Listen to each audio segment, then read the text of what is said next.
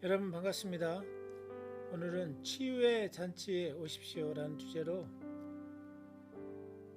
2020년 3월 7일자 싱가포르 주일 메시지를 여러분과 같이 나눠보도록 하겠습니다. 첫 번째로 예수님을 개인적으로 알아감으로 은혜 안에서 자라가십시오. 사랑하는 자여, 내 영혼이 잘된 것 같이 내가 범사에 잘되고 강건하기를 내가 원하노라. 그리고 계속해서 예수님을 아는 지식이 은혜 안에서 자라게 하기 때문에 예수님을 알아가도록 계속해서 지혜와 계시의 영을 구하는 것을 에베소서 1장 16, 18절은 우리에게 말해주고 있습니다. 주님을 알기 위해 애써가며 고군분투하지 않아도 됩니다. 왜냐하면 예수님께서 이미 십자가에서 우리를 위해 다 끝내시고 이루셨기 때문입니다. 우리는 영적인 직감을 통해서 알 수가 있습니다. 할렐루야.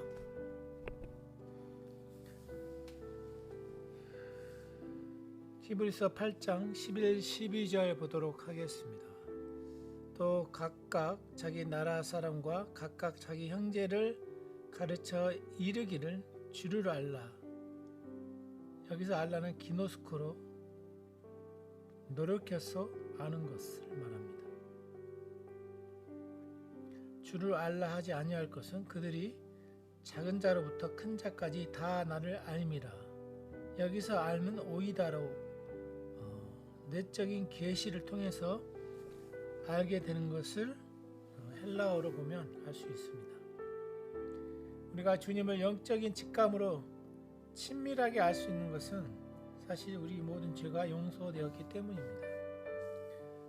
당신이 그리스도를 통하여 모든 죄가 용서되었다는 진리 위에 세워진다면, 그리고 하나님과 함께 하심과 하나님이 우리와 함께 하심과 그분의 사랑에서 당신을 떼어낼 수 있는 것이 아무것도 없다는 것을 내적으로 알고 있다면 당신은 하나님을 제대로 알아가게 될 것입니다. 예수 그리스도의 복음을 믿는 것은 바르게 믿는 것이고, 바르게 믿는 것은 바른 삶, 참된 거룩한 삶을 살게 합니다. 앤드루 워맥 메시지를 듣고 계신 분들이 많이 있죠. 사실 그 메시지는 어떤 지식을 많이 우리에게 줍니다. 그 메시지에서 말하는 건강, 치유라든가 재정에 그 많은 메시지를 듣고 여러분 삶에 얼마나 변화가 있었습니까? 재정에 얼마나 돌파가 있었습니까? 치유에 얼마나 돌파가 있었습니까? 즉 우리는 우리의 삶은 단편적인 이해가 필요하지만 그것을 가지고 삶을 살아갈 때는 실제적인 문제들이 많이 있다는 것입니다. 물론 지식적인도 필요하지만 그 지식을 가지고 실제 삶에서 자라고 또 성장하는 이런 그 인생의 여정 가운데서는 꾸준히 복음의 말씀 안에서 우리의 삶을 말씀에 초점을 맞추면서 또 새 언약 안에서 우리에게 주신 것들을 꾸준히 배워가야 합니다. 우리의 죄가 용서되었고 이미 우리의 모든 부정함과 불법적인 행위들은 주님께서 더 이상 기억하지 않는다는 것을 알기 때문에 우리는 예수님을 영적인 직감으로 알 수 있습니다. 우리가 예수님을 영적인 직감으로 알 수 있기 때문에 성경은 하나님이 우리의 하나님이 되시고 우리는 그분의 백성이 될 것이라고 말하고 있습니다. 히브리서 8장 10절에 오늘날 우리에게 해당되는 은혜의 새 언약 안에서는 하나님께서 내가 하리라, 내가 하리라, 내가 하리라 라고 말씀하십니다. 새 언약은 예수 그리스도의 순종과 예수님께서 완성하신 사역으로 인해 하나님께서 행하시고 우리를 축복하신 그 축복에 대한 것입니다. 우리가 하나님의 축복을 얻기 위해 이에 쓰는 것이 아니죠. 하나님께서 말씀하십니다. 나는 너에게 치유하는 하나님이 될 것이라. 그래서 너는 나에게 건강하단다. 나는 너에게 공급자가 될 것이기에 너는 나에게 잘 공급받는 백성이 될 것이다. 다른 사람들에게 축복이 되기 위해 너는 넘치게 축복을 받게 될 것이다. 그래서 하나님께서는 그분의 법을 우리 마음에 두시고 기록할 수 있었습니다. 할렐루야.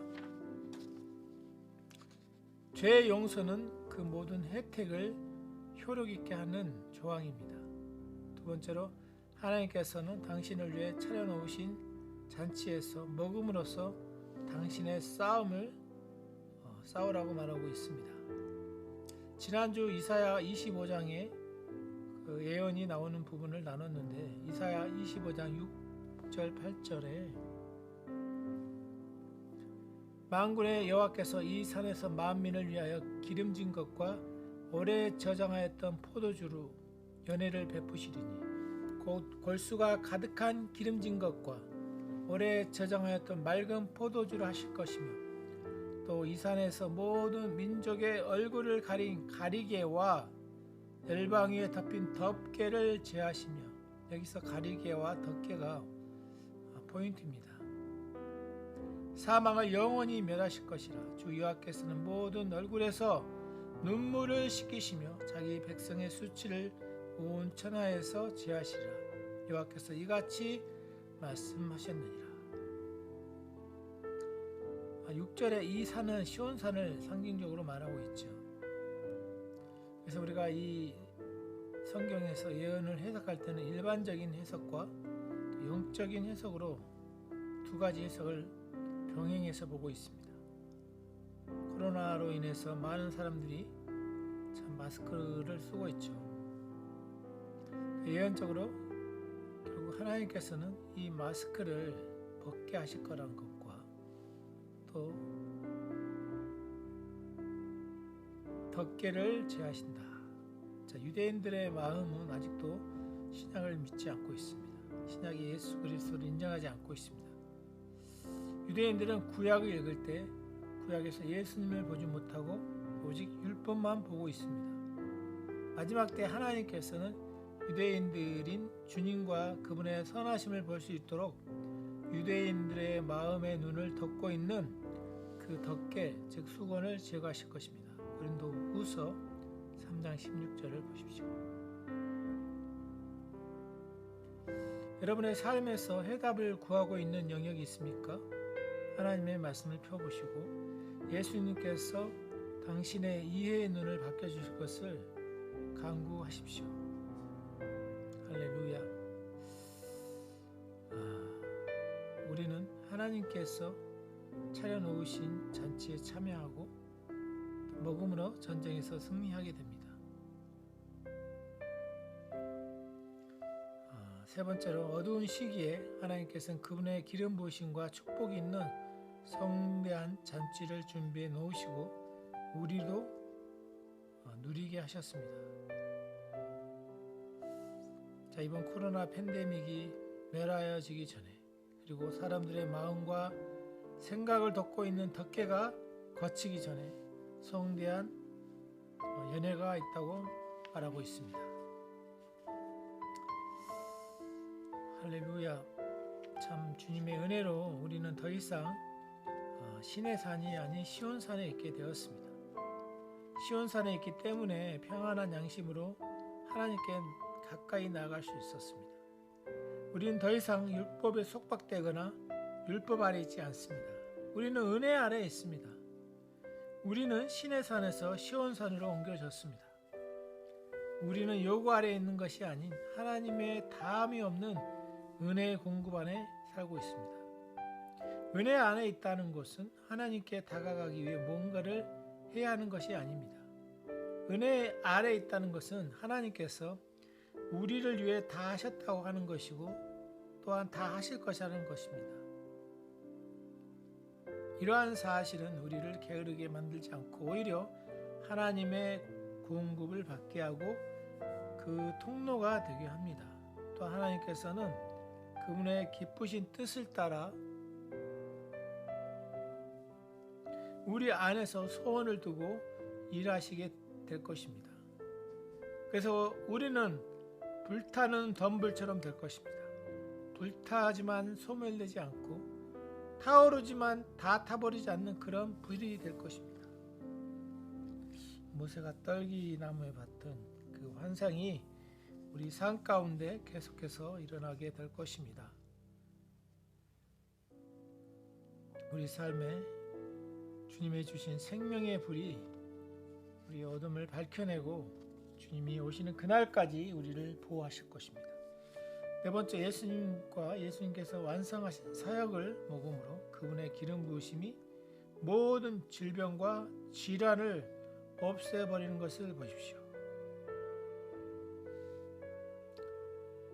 예수님께서 완성하신 사역을 먹으라고 이게 노골적으로 표현했는데 결국 성찬을 통해서 우리가 그분의 사역을 인정하는 것이고 내 걸로 주장하는 것이죠. 할렐루야.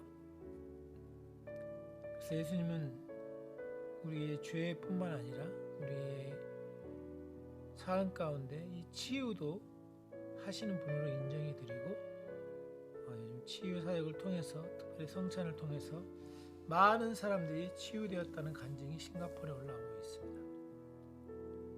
다섯 번째로 큰 낙심이 있을 때 주님의 상에 가서 주님의 은혜를 먹으십시오. 자, 이 다섯 번째가 좀 저에게 개인적으로 참 좋았는데 히브리서 12장 27절 28절 27절 이 또 한 번이라 하시면 만드신 것을 가운데 흔들리지 아니한 것을 남아 있게 하기 위하여 흔들리는 것들이 제거될 것을 나타내심이라. 그러므로 우리가 흔들리지 않는 나라를 받았은즉 은혜를 받자. 이로 말미암아 경건함과 두려움으로 하나님을 기쁘시게 섬길지니. 자, 우리는 우리가 알고 있거나 익숙한 것들이 흔들리고 있는 시대를 살고 있습니다. 물론 일본의 지진이 많이 납니다만 사실 이 흔들리고 있다. 변화가 있고 불안하다는 얘기죠. 연예계나 스포츠, 사업, 경제 우리가 일하는 방식이 흔들리는 부분이 많지 않습니까? 많이 있죠. 굉장히 많은 부분들에 부족함이 있다는 것이죠. 마지막 날에 사람이 만든 것들은 흔들리게 될 것입니다. 불완전해서 어딘가에 문제가 발생된다는 것이죠. 그래서 남아있는 것은 흔들리지 않는 것, 즉 하나님의 것들과 하나님께서 정하신 것들이 남아있게 될 것입니다. 은혜를 받자. 이로 말미암아 경건함과 두려움으로 하나님을 기쁘시게 섬길지니. 하나님을 경외함이 있기 전에 항상 은혜가 먼저 있어야 합니다. 은혜 없이는 우리의 섬김조차도 종의 영으로 행할 수 있습니다. 하나님께서 종의 영으로부터 우리를 구원해 주셨는데 우리가 다시 종의 영으로 섬긴다. 문제가 있는 거죠. 우리의 하늘 아버지께서는 우리가 종의 영이 아닌 아들의 영으로 섬기기를 바라십니다. 아멘. 오직 은혜로만이 하나님께 기쁘시게 하는 참된 경외감을 가질 수가 있겠죠. 또 하나님께서 선지자 엘리야에게 그가 율법 안에서 피난처를 구하고자 했을 때 은혜의 중요성을 보여주신 장면이 나옵니다.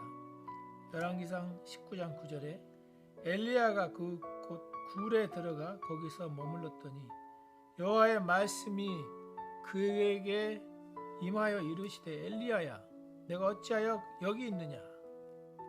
자, 호렙산으로 엘리야가 도망갔죠. 호렙산은 율법이 주어진 신의 산을 말하고 있고 엘리야는 그곳에 있지 말아야 했었습니다. 이 부분에서 하나님께서는 우리가 배우길 바라는 교훈이 있습니다. 낭만과 우울함이 있는 순간 우리는 다시 우리의 노력과 예수님을 의지하게 되는 경향이 있습니다. 어떤 문제가 터졌을 때 사실 문제밖에 안 보이는 그런 때가 있죠. 그런 우리에게 하나님께서는 다음과 같이 물으십니다. 다시 너의 힘을 의지해 고군분투하며 뭐하고 있는 것이니? 왜 나를 너에게 계속 요구하는 아버지로 보는 것이냐? 이렇게 우리가 우리 문제 가운데 떨어질 때 우리 힘을 의지하고 우리의 지혜를 의지하는 모습을 보이는 걸 볼 수 있습니다. 그래서 마태복음 25장에 달란트 비유에 하나님에 대해 부정적인 이해를 갖고 있는 것이 어떻게 삶에서 부정적인 결과를 만들어내는지 볼 수 있었죠. 그 비유에서 3명의 하인들 중 2명만이 좋은 결과를 내놓았습니다. 마지막 하인은 그렇지 못했습니다. 왜 그랬던 것일까요? 마지막 하인은 주인을 자신에게 주기보다는 가져가길 원하는 냉정하고 까다로운 사람으로 알고 있었습니다. 잘못 알고 있었죠. 마태복음 25장 24절에 하나님에 대한 우리의 인식은 하나님을 섬기는 방식, 사랑하는 방식에 그리고 하나님과의 사귐을 즐기는 것에 영향을 끼칩니다. 하나님에 대한 우리의 인식이 사실 굉장히 우리 신앙에서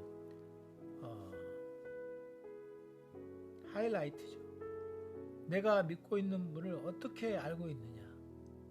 이것은 오늘날 교회와 우리 각자가 하나님을 섬기면서 하나님에 대한 인식이 얼마나 큰지가 우리 삶의 영향력 또는 우리 삶의 그릇이기도 하죠. 그리고 하나님으로부터 얼마나 많이 받을 수 있을지에도 영향을 끼치고 또 도움이 필요할 때 하나님께로 가는 부분에도 영향을 끼치는 것이죠. 하나님께 대한 당신의 이해는 어떻습니까? 당신의 하늘 아버지께서는 당신이 그분에 대한 좋은 이해를 갖기를 바라십니다. 6번째로 하나님의 은혜를 먹을 때 참으로 거룩한 삶을 살게 될 것입니다. 참된 은혜는 죄를 지을 수 있는 허가증이 되지 않습니다. 많은 사람들이 오해를 해서 죄가 용서됐다 하니까 이것이 마치 허가증인 것처럼 아무렇게나 죄를 짓고 죄에 대해서 주의하지 않는 모습을 볼 수 있습니다. 이것은 잘못된 것이죠. 은혜 아래 있을 때 우리는 부도덕하게 되거나 제멋대로 살게 되지 않습니다. 은혜는 참된 거룩함을 나타내주죠. 율법으로 만들어진 거룩은 은혜로 만든 거룩과 차원이 다릅니다. 더 따라올 수 없죠. 율법은 너는 도둑질하지 말라 이렇게 말하지만 우리를 기쁨으로 주는 자가 되게 하는 능력은 없습니다. 그러나 은혜는 훔치는 것을 하지 않게 하는 것만이 아니 다른 이들에게 축복이 되고자 하는 갈망도 갖게 합니다. 율법은 너는 간음하지 말라고 말합니다. 그래서 외적으로 간음을 하지 않지만 내면에서부터 자신들의 배우자를 사랑하지 않는 사람들이 있습니다. 그러자 은혜는 그런 사람들을 변화시켜 더 깊은 단계로 나아가 그리스도께서 먼저 교회를 사랑하신 것처럼 자신들의 배우자를 사랑하고 존중하게 합니다. 누가복음 18장 19장에서 은혜를 받았을 때의 결과와 율법 아래 있을 때의 결과가 뚜렷하게 대조가 있는 것을 볼 수 있습니다. 한 젊은 부자는 율법을 잘 지킨 자신의 능력을 자랑했습니다. 그러나 결국 그는 자기가 가진 재물을 조금도 포기할 수 없었고 그래서 예수님도 따를 수 없었습니다. 누가복음 19장에 나온 타락한 세리였던 삭개오가 예수님으로부터 은혜를 받자 그는 더 너그러워졌습니다. 그는 자신이 가진 재물의 반을 가난한 자들에게 주고자 했고 자신이 훔친 모든 자들에게 4배로 갚겠다고 말하고 있습니다. 누가복음 19장 8절에 그래서 참된 은혜는 언제나 참된 거룩함을 나타냅니다. 우리는 은혜와 공급이 있는 시온산의 영으로 살아야 합니다. 한 발은 시내산에, 한 발은 시온산에 둘 수 없습니다. 그것은 율법과 은혜를 혼합하는 것이고, 율법을 존중하는 것은 중요한 것입니다. 그러나 우리를 의롭게 하기 위한 목적이 아닌 우리의 죄를 보고 예수님이 필요함을 깨닫게 하기 위해 율법을 인정하는 것입니다. 율법의 목적이 그거였다는 것이죠. 율법은 결코 우리 안에서 참된 거룩을 만들어내도록 의도된 것이 아니었습니다. 오직 은혜만이 우리 안에서 참된 거룩을 이루어 밖으로 드러나게 합니다. 율법 아래 있던 엘리야의 피난처는 그를 리더의 자리에서 내려오게 하였습니다. 엘리야는 이스라엘을 위해 하나님께 간구하는 대신 이스라엘에게 반하는 간구를 하였습니다. 엘리야는 자신을 의롭게 여기고 하나님의 백성을 정죄했습니다. 그로 인해 하나님께서는 엘리야의 사역을 상징하는 장엄하며 명백히 드러난 능력 가운데 계시지 않고 고요하며 세미한 은혜의 소리 가운데 계심을 알려주셨습니다. 열왕기상 19장 13절에 엘리야가 듣고 겉옷으로 얼굴을 가리고 나가 굴 어귀의 섬에 소리가 그에게 임하여 이르시되 엘리야야 내가 어찌하여 여기 있느냐. 자, 겉옷으로 얼굴을 가리고, 율법은 우리를 두렵게 하고 스스로 숨게 합니다. 엘리야는 고요하고 세미한 하나님의 음성을 듣고 나서야 숨어있던 곳에서 나오게 되었습니다. 엘리야를 하나님께로 이끌었던 것은 율법이 아닌 은혜였습니다. 이스라엘 사람들이 심판받아 마땅하다 할지라도 하나님의 마음은 이스라엘 사람들에게 심판이 아닌 은혜를 베푸기를 원하셨습니다. 그래서 하나님께서는 엘리야를 책망하시고 그의 후계자 엘리사에게 은혜의 선지자죠, 기름 붓는 것을 지시하였습니다. 열왕기상 19장 15, 16절 보세요. 은혜가 인격화 되신 예수님께서 변화산에서 변모되셨을 때 선지자를 대표하는 엘리야와 율법을 대표하는 모세도 나타났습니다. 베드로는 예수님을 선지자와 율법과 같은 수준으로 놓고 예수님과 엘리야와 모세를 위해 세 개의 장막을 짓고자 말씀드렸습니다. 그러자 하나님 아버지께서는 다음과 같이 말씀하셨죠. 이는 나의 사랑하는 아들이니 그의 말을 들으라. 누가복음 9장 35절에 자, 예수님께서 변화산에 있던 제자들에게 하신 말씀은 두려워 말라였습니다. 그것은 은혜의 목소리였습니다. 마태복음 17장 7, 8절에 예수께서 나와 그들에게 손을 대시며 이르시되 일어나라 두려워하지 말라 하시니 제자들이 눈을 들고 보매 예수 외에는 아무도 보이지 아니하더라. 오직 예수 외에는 아무도 보이지 아니하더라. 자, 이 부분에서 하나님께서 우리가 배우길 원하시는 것은 오직 은혜의 목소리이신 예수님만을 바라보고 그분의 말씀을 들으라는 것이죠. 집중해서 들으라는 것입니다. 할렐루야. 율법은 예수님을 가까이 하는 것을 막습니다. 그러나 은혜는 우리를 강권하여 예수님께로 가까이 이끌고 예수님부터 값없이 받게 합니다. 자, 엘리야는 선지자를 대표하고 모세는 율법을 대표하죠. 자, 모세의 이야기를 여러분 잘 알고 있죠. 불타는 덤불 가운데 모세에게 나타나신 하나님의 이야기를 통해 율법이 어떻게 하나님께 가까이 가는 것을 막는지 보고 반대로 탕자의 이야기에서 은혜가 어떻게 강권적으로 하나님께로 이끌어 하나님으로부터 값없이 받게 하는지를 알 수 있습니다. 출애굽기 3장 15절에 3절에 보면 떨기나무가 타지 않고 있었죠. 그때 4절에 보면 하나님이 떨기나무 가운데 그를 불러 이르시되 모세야 모세야 하시며 그가 이르시되 내가 여기 있나이다. 하나님이 이르시되 이리로 가까이 오지 말라. 내가 선 곳은 거룩한 땅이니 내 발에 신을 벗어라.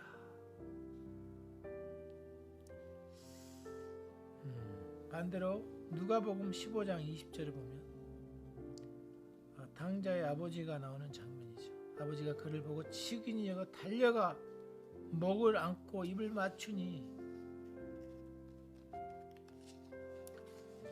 자, 누가복음 15장이죠. 하나님이 이 모세에게는 가까이 오지 말라 했고, 그러나 예수님 말씀이 이 탕자의 비유에서 아직도 거리가 먼데 아버지가 그를 보고 치근히 여겨 달려가 목을 안고 입을 맞추니. 율법 아래에 있던 모세는 하나님께 가까이 가는 것이 허락되지 않았습니다. 그러나 은혜 안에서 탕자의 아버지는 그 아들이 죄를 지었음에도 아들을 보는 순간 아들을 향하여 달려갔습니다. 아멘. 자, 이걸 비교해 보면 내가 선 곳은 거룩한 땅이니 내 발은 씨를 바르더라. 모세에게 하신 말씀이었고, 탕자에게는 발에 신을 신기라. 할렐루야. 율법 아래서 모세는 하나님 앞에서 그의 신발을 벗는 것을 지시받았습니다. 신발은 소유를 나타내고 그 사람의 위치를 나타냅니다. 모세가 신발을 벗도록 지시하는 것은 그는 하나님 앞에서 어떤 권리가 없다는 것을 의미합니다. 그러나 은혜 아래서 아버지가 그 아들에게 신발을 신긴 것을 명령합니다. 은혜는 우리와 아버지를 화해하게 합니다. 그리스도께서 완성하신 사역을 통해 우리는 하나님 앞에 의롭게 설 수 있습니다.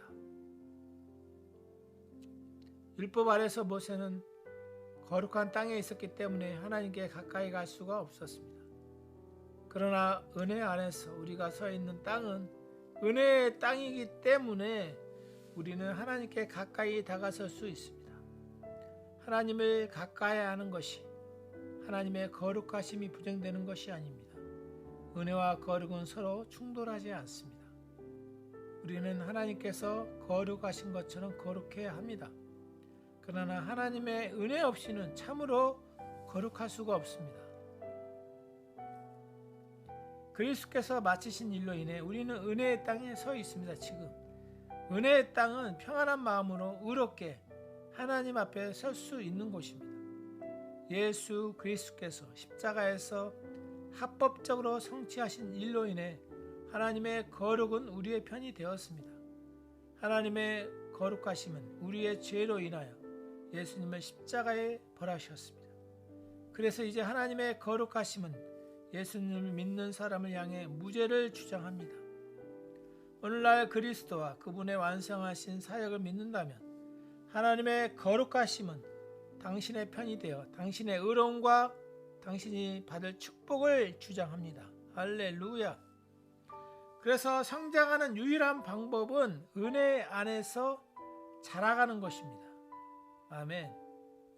은혜를 가질 때 우리는 하나님께 기쁘시게 또 예배를 드릴 수가 있습니다. 하나님의 은혜는 하나님의 완벽한 법인 십계명을 거슬리지 않습니다. 율법과 은혜는 서로 충돌하지 않기 때문이죠. 각각의 역할이 있다는 것이죠. 예수님께서는 하나님의 의와 평안을 십자가에서 화해케 하셨습니다. 자비와 진리가 함께 충족되며 의와 평안이 서로 입맞춥니다. 시편 85편 10절에 십자가에서 하나님의 모든 것이 영화롭게 되었고 율법까지도 그리스도의 죽음과 사역의 성취로 그 의미가 확대되었습니다. 자, 8번째로 당신을 향한 하나님의 사랑과 은혜에 집중함으로 하나님께 주시는 회복, 치유, 온전케 하심을 경험하십시오. 자, 베드로가 예수님을 처음 만났을 때 그는 예수님의 사랑보다는 예수님의 거룩하심을 더 의식했습니다. 누가복음 5장 8절. 그래서 베드로는 두려움에 예수님께 자신을 떠나시도록 말씀드렸습니다. 하나님의 거룩하심으로 인해 사람이 하나님을 피하는 것은 자연스러운 것입니다. 그래서 예수님을 참으로 알고 우리를 향한 예수님의 사랑을 알기 위해서는 성령의 계시가 있어야 합니다. 아멘. 그 후 베드로는 예수님을 저주하고 욕하며 3번 부인했습니다. 그런 후 다시 예수님을 대면하게 되었습니다. 요한복음 21장 7절에 예수께서 사랑하시는 그 제자가 베드로에게 이르되 주님이시라니, 베드로가 벗고 있다가 주님이라 하는 말을 듣고 겉옷을 두른 후에 바다로 뛰어내리더라. 자, 이번에 베드로는 자신의 죄를 인식하며 예수님께서 자신을 떠나라고 간청한 대신 누가복음 5장 8절에 사실 그렇게 말해야 했던 이유가 더 많았지만 베드로는 예수님의 거룩하심을 인식하기보다는 자신을 향한 예수님의 사랑을 더 의식했습니다. 이게 굉장히 중요하죠. 자신을 향한 예수님의 사랑을 더 의식했다는 것. 만약 베드로가 예수님의 거룩하심을 더 의식했다면 그런 두려움과 수치스러움에 도망갔을 것입니다. 베드로는 실패한 후였음에도 자신을 향한 예수님의 사랑을 의식하고 그 사랑에 이끌려 곧바로 바다에 뛰어들어 예수님께 헤엄쳐 갔습니다. 그리스도인의 삶은 거룩으로 시작하는 것이 아닌 하나님의 사랑으로 시작합니다. 아멘. 하나님 거룩하십니다 하면 사람들이 다 쫄죠. 물론 다 인정하죠. 하나님의 사랑 말하면 또 달라지죠. 우리가 하나님의 사랑에 사로잡혀 있을 때 참된 거룩함은 하나님과의 사귐에 대한 자연스러운 결과물로 나타나게 될 것입니다. 하나님으로 가득 차게 되는 비밀은 에베소서 3장 18, 19절에 나와 있습니다. 능히 모든 성도와 함께 지식에 넘치는 그리스도의 사랑을 알고 그 너비와 길이와 높이와 깊이가 어떠함을 깨달아 하나님의 모든 충만하신 것으로 너희에게 충만하게 하시기를 구하노라. 하나님께서 우리에게 바라시는 것은 우리가 하나님과 그분의 사랑의 충만함으로 흘러 넘칠 때까지 계속해서 공급을 받는 것입니다. 하나님께 즉 채워지는 것이죠. 우리가 하나님을 얼마나 사랑한지가 아닌 하나님께서 나를 얼마나 사랑하시는지가 더 중요하다는 얘기죠. 참된 거룩은 예수님에게서 멀어지게 하지 않고 예수님께 더 가까이 다가가게 합니다. 예수님께서 이 땅에 계실 때 수많은 사람들이 예수님께 모이고 예수님을 따랐습니다. 그들 중 어떤 이들은 큰 죄인이었습니다. 그럼에도 그들 모두는 예수님으로부터 받았습니다. 오늘날 은혜와 치유의 잔치가 차려져 있습니다. 당신은 하나님께서 이미 당신을 위해 준비해 놓으신 잔치에 참여할 준비가 되셨습니까?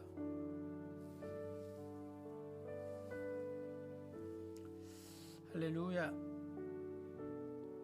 따로 시간을 내어서 하나님께서 당신을 위해 가지고 계신 것에 기댈 수 있는 시간을, 묵상할 수 있는 시간을 가지십시오. 다른 잡다한 일로 산만해지지 않게 주변을 정리하시고 하나님이 주시는 축복을 누리시기를 축복합니다. 자, 오늘 우리가 설교를 대충 전체적으로 아웃라인을 봤습니다. 건강의 문제나 빚 또는 다른 어려운 상황을 지금 지나고 있습니까? 그 문제 가운데 빠져 있습니까? 마음이 낙심되거나 스트레스를 받거나 욕을 당하는 느낌이 있습니까? 하나님의 공급으로 차려진 상과 잔치에 어떻게 참여할까요? 하나님의 상에 가서 치유와 속박이 끊어지게 해주며 당신의 모든 필요를 공급해주는 하나님의 기름 부음에 참여하는 방법은 은혜 아래 거하는 것입니다. 하나님과 대화하는 시간을 가지고 하나님께서 당신이 무의식적으로 은혜에 대한 이해, 공급받고 있다는 생각이 아닌 율법적인 이해, 요구받고 있는 생각으로 살아가는 영역을 살고 있는지 체크해 보십시오. 만일 당신에게 필요한 답을 위해 당신 스스로가 찾고 있다면 하나님께서 다음과 같은 말씀을 하실 것입니다. 너의 노력으로 고군분투하며 뭐하고 있는 것이니 왜 너는 너를 도와주는 아버지가 아닌 계속해서 너에게 요구하는 아버지로 보는 것이냐. 이런 또 레마의 음성을 주실 수도 있습니다. 하나님께서는 우리가 하나님을 우리에게 언제나 공급해 주시는 하나님으로 바르게 보기를 바라십니다. 하나님은 당신의 치유자이시고 공급자이십니다.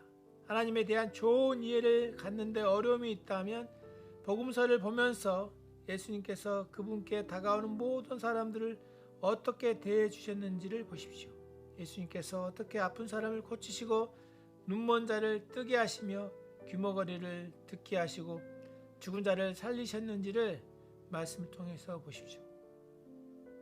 예수님께서 사람들에게 사역하신 그런 순간들은 오늘날 당신에게도 하나님께서 그렇게 공급해 주길 원하신다는 것을 보여주고 있는 것입니다. 그 장면들을 묵상할 때 지식에 넘치는 그리스도의 사랑을 알게 되고 하나님의 모든 충만하신 것으로 충만하게 되며 하나님께서 당신을 위해 차려놓으신 치유와 공급의 자리에 당신도 참여하게 될 것입니다. 할렐루야.